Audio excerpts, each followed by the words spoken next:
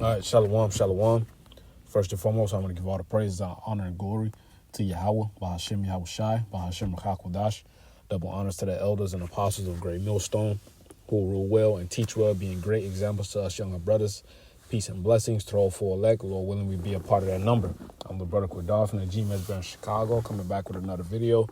This video is going to be entitled David and Jonathan Were Not Lovers. Okay. This is a response. David and Jonathan were not lovers. The Elder Apostle Hard made a video this morning, or, this afternoon, 9 hours ago. This morning. Basically going into how David and Jonathan were not lovers. I just want to make a response to it, because it's obvious that they weren't lovers, and the Most High is not the author of confusion. Okay, if he punished David for committing adultery and numbering the people, it'll be so fucking obvious that he would put him to death if he was to do something like that. That's just madness that Christianity spews out. That ain't some Greek boy. Hey, that ain't our Israelite custom, man. We don't push that. You get put to death over that, man. That's a sin unto death. Okay, this ain't none of that Greek friend boy, all that shit, man. That's some Edomite shit, man. These dudes be lovers with their friends and shit, man. On some sodomite shit. Let's grab this 1 Samuel 18. I'll start at verse 1, man. Salaki. What's up here? 1 Samuel 18 and verse 1. It says, "And it came to pass, when he made an end of speaking unto Saul, that the soul of Jonathan was knit with the soul of David, and Jonathan loved him as his own self." So let's grab that word for knit. Let's grab a word for knit. Okay. Let's read an AMP. Let's read it in an AMP before I grab a word for knit. It says, when David, I just seen this is good too. It says, when David had finished speaking to Saul, the soul of Jonathan was bonded to the soul of David, and Jonathan loved him as himself. Okay, so now let's grab that word for knit.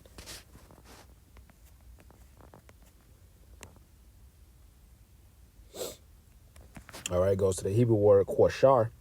Okay, it says to bind, tie, bind together, league together. Okay, it says to bind. Okay, let's see, to physically or mentally in love, league, to knit. All right, now let's grab that word for knit.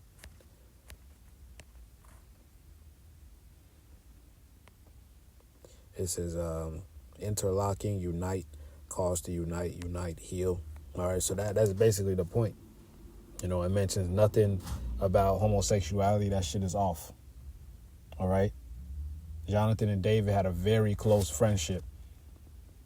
Okay, they was like when people twist their index finger and their middle finger together. That emoji. All right, they were close, man. They was tightly knit. That they was boys, man. You meet that one person, and you meet that one brother, and then y'all just click right away. Because y'all always knew each other, man. Y'all spirit is knit unto each other.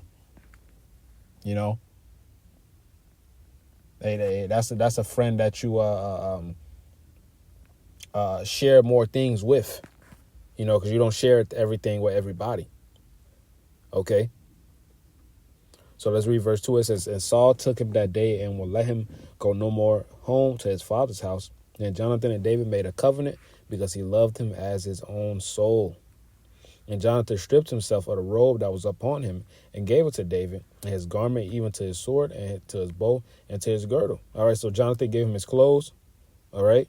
It says his garment, his sword, and his bow. And his girdle, man. So he gave him his stuff.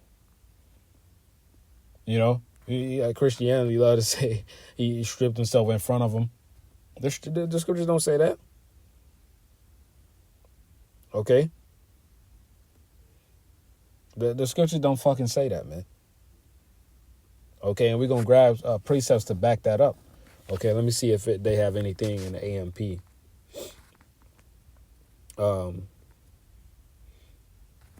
Let's see.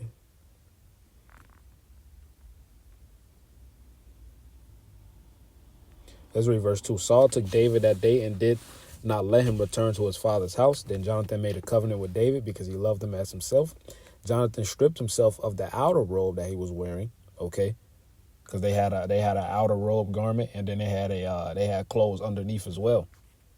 You know, they didn't just have a garment, and then under that they just butt naked. You know, it's like I take off my jacket and give it to a brother. Obviously, I'm gonna have something under that.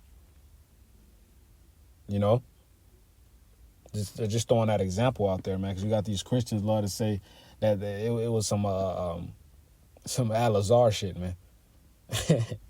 You know. So let's continue to read. It says, with his armor included his sword, his bow, and his belt. Okay, now let me grab this Leviticus 20 and verse 13. It says, if a man also lie with mankind, as he lieth with a woman, okay, both of them have committed an abomination, they shall surely be put to death. Their blood shall be upon them. So that's a sin unto death. A man sleeping with another man. And the Most High is no respecter of persons. Okay, that's a sin. That's a sin unto death, man. The Lord gonna get you up out of there. You know, David ain't do that. Hey, Jonathan ain't do that. Okay, so that's just a false doctrine preached by these Christians, man, because they don't have the understanding. Okay, let's grab the 2 Samuel 24. I'm gonna just scroll over a few more chapters. Let's see. This is 24 verse 10. Really, you could start at 1, to be honest, but let me see.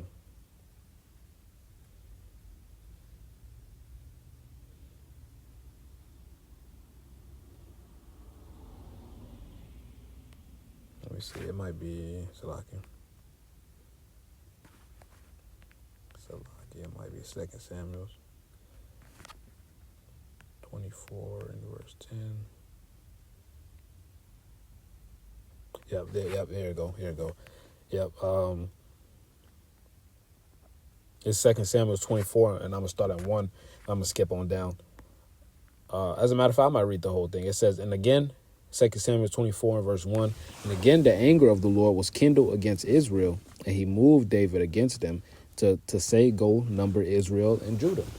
For the king said to Joab, the captain of the host, which was with him, go now through all the tribes of Israel, from Dan even to Beersheba, and number ye the people, that I may know the number of the people. And Joab said unto the king, now the Lord thy God add unto the people how many soever they be, an 100-fold, that the eyes of my Lord the king may see it. Why doeth my Lord the king delight in this thing? You know, Joab knew that wasn't right, you know. Verse 4, notwithstanding the king's word prevailed against Joab and against the captains of the host, and Joab and the captain of the host went out from the presence of the king to number the people of Israel. So we can skip down. Let me see, verse 9. It says, and Joab gave up the sum of the number of the people unto the king, and there were in Israel 800,000 valiant men that drew the sword, and the men of Judah were 500,000. All right, men. All right, he still didn't give him the full what's that word? Full population of Israel. You know, he just counted the men of war. Okay. So let's continue to read. It says, verse 10, and David's heart smote him. Okay. After that, he had numbered the people, and David said unto the Lord, I have sinned greatly in that I have done, and now I beseech thee, or I mean, I beg thee, O Lord, take away the iniquity of thy servant, for I have done very foolishly. You know, so he was guilty. You know, he was sad. You know, he's like, damn, I fucked up. So let's read verse 11. For when David was up in the morning, the word of the Lord came unto the prophet Gad, David's seer, saying, go and say unto David, thus saith the Lord, I offer thee 3 things. Choose thee one of them, that I may do it unto thee. So the Lord was giving him his punishments, gave him his options. You know, You know how a parent does his child, give him an option, you know. So verse 13, so Gad came to David and told him and said unto him, shall 70 years of famine come unto thee in thy land? Or wilt thou flee 3 months before thine enemies while they pursue thee? Or that there be 3 days pestilence in thy land? Now advise and see what answer I shall return to him that sent me. And David said unto Gad, I am in great strait. Let us fall now in the hand of the Lord, for his mercies are great. All right, that was added. And let me not fall into the hands of men. So the Lord sent a pestilence upon Israel from the morning even to the time appointed. And there died a people from Dan even to Beersheba, 70,000 men. And when the angel stretched out his hand upon Jerusalem to destroy it, the Lord repented him of the evil and said unto the angel that destroyed the people, it is enough. Stay now thine hand. And the angel of the Lord was by the threshing place, Aranah, the Jebusite. Okay. And that just shows you one angel. it only takes one angel, man. You know? And Yahweh Shai's coming with a host. Okay, but the whole point is, all right, the Lord gave him an option of what he wanted, and he punished him for numbering the people. Okay? So, the Lord punished David for numbering the people, man. So if he was on some sodomite shit, the Lord put him to death. Okay? Which obviously we know he wouldn't be on that, but I'm just responding to these stupid-ass Christians, man. All right, let's grab this 1 Corinthians 14 and 33. For the Most High is not the author of confusion, but of peace, as in all churches of the saints. Right, the Most High ain't the author of confusion, man. All right? And if it's something that you think contradicts in the scriptures, it's your understanding that's off. Okay? Because the scriptures makes sense, 100%. All right, you have to have the eyes to see and the ears to hear. You have to have that understanding. Okay, and that wasn't given to everyone. And with that comes all these wicked philosophies and these wicked stupid breakdowns, man. You know, but the scripture says, I am set for the defense of the gospel. So we are supposed to attack topics like these, man. You know? And this is a classic topic, you know, that I seen the apostle go into it today. So I was like, shit, let me swing my sword too. You know? So, Lord willing, this is an edifying lesson. I want to give all the praise, honor, and glory unto Yahweh, Bahashem, Yahweh Shai, Bahashem Rechakwadash. Double honors to my elders and apostles of Great Millstone. Peace and blessings to those who elect. Lord willing, to be a part of that number. Shalom. Kwame Sharala, Wa Baba Ball.